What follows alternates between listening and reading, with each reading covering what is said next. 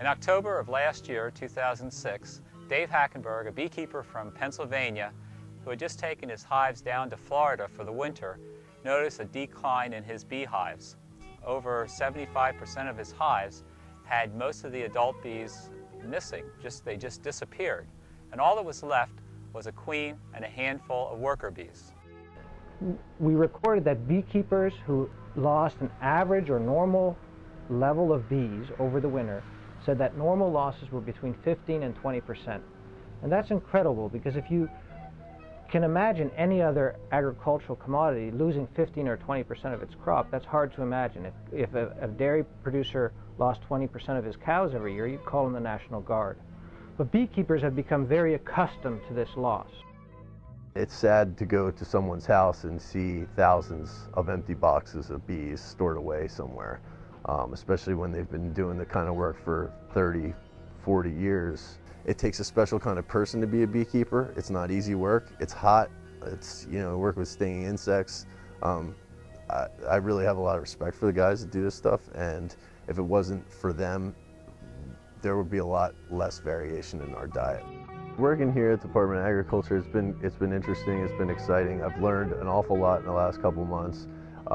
The best thing about it, I think, is just people getting to hear the story of the bees, and people are genuinely interested in what I do and where we're going with the bee research.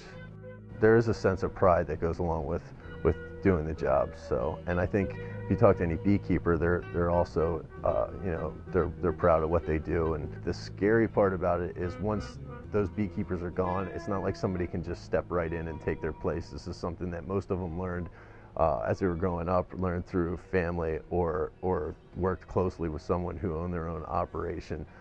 It's not one thing that's causing CCD. It's not. We just can't blame one thing. We can't blame pesticides. We can't blame one thing. It's going to be a myriad of things, a mixture of things. The stress. You can't blame just moving bees either. You can't say only commercial beekeepers are affected because they move their bees. That's not true. They moved bees years ago up and down the rivers in skeps. I think people get it. I think that in an age of global warming and war and huge debt, we don't understand those things. They're too big for us to comprehend. But I think everybody gets the fact that if bees are gone, there's something fundamentally wrong. Do I think bees are going to survive? Will the industry survive? Absolutely. It's just how many people or how many beekeepers are we going to lose? I don't make my living from beehives. I mean, I study them, but I'm really worried about some of these large operations. In a lot of ways, beekeeping is the last nomadic farming. They're the last nomadic farmers. Usually they're family. It was the father down to the son, so they're very family operations.